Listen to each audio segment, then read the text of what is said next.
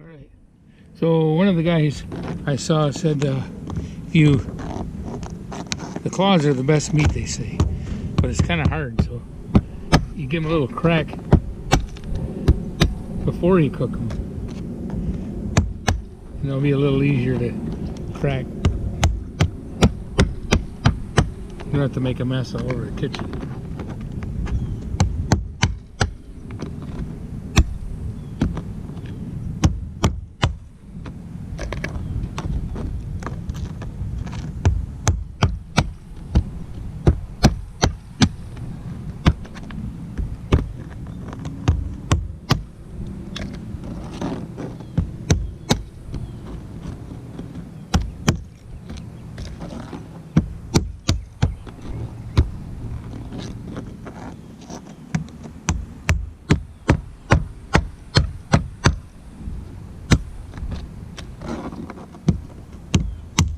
Ooh.